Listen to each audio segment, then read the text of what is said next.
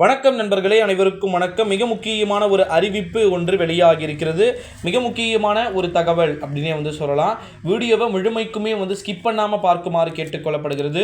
தமிழகத்தில் பள்ளி கல்லூரிகள் விடுமுறை தொடர்பான ஒரு மிக முக்கியமான ஒரு அறிவிப்பு. 3 நாட்கள் வரை விடுமுறை அப்படின்றது கிடைக்க பெற்றிருக்கு அப்படின்றத இங்கே நம்மளால் பார்க்க முடிகிறது. நன்றாக புரிந்து கொள்ள வேண்டும். 3 நாட்கள், ஓகேங்களா? மீண்டும் மீண்டும் சொல்லிக்கொள்வது, ஏற்கனவே நம்ம இதை பற்றி ஒரு காணொலியை விரிவாக பதிவு செய்திருந்தோம்.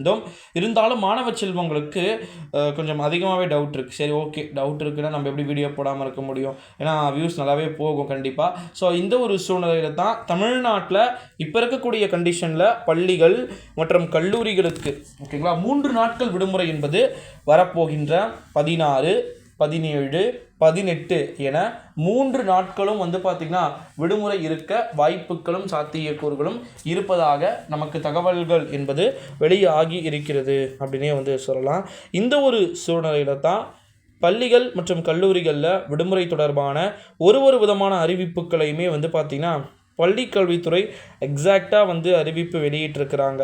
இந்த ஒரு சூழ்நிலையில் தான் நம்முடைய தமிழகத்தை பொறுத்த வரைக்கும் வரப்போகின்ற 2024ஆம் ஆண்டு நாடாளுமன்றத்துடைய தேர்தலிருந்து எல்லாமே முடிஞ்சிருச்சு.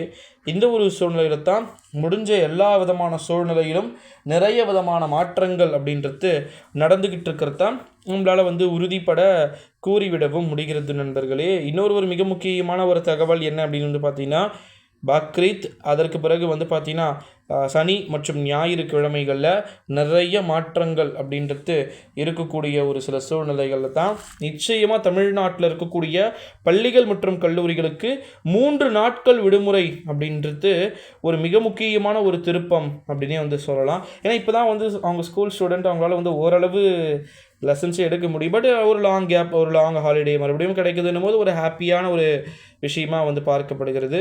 இந்த ஒரு சூழ்நிலையில் தான் நம்முடைய தமிழகத்தை பொறுத்த வரைக்கும் மிக மிக முக்கியமான அறிவிப்புகள் வெளியாகிக்கிட்டு இருக்கு. பள்ளி கல்வித்துறையின் சார்பிலையும் சரி, தமிழகத்தின் முதலமைச்சர் அவர்களும் பார்த்திங்கன்னா சில விதமான அறிவிப்புகளெல்லாம் வெளியிடுங்கன்னு சொல்லியிருக்கிறாராம். தைரியமாக வெளியிடுங்க, எந்த விதமான பிரச்சனையும் இருக்கக்கூடாது, பள்ளி கல்வித்துறையின் சார்பில் தரவுகள் எந்த விதமான பிரச்சனையும் வரக்கூடாது அப்படின்றத தீவிரமாக திட்டம் போட்டு அனைத்து விதமான வேலைகளும் செய்வதற்கு வாய்ப்புகளும் சாத்தியக்கூறுகளும் இருக்குது அப்படின்னு சொல்லியிருக்கிறாங்க.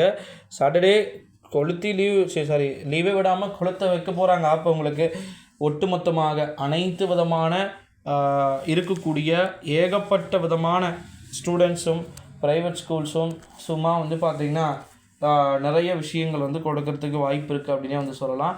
ஸோ தொடர்ந்து பார்க்கலாம் நண்பர்கள்.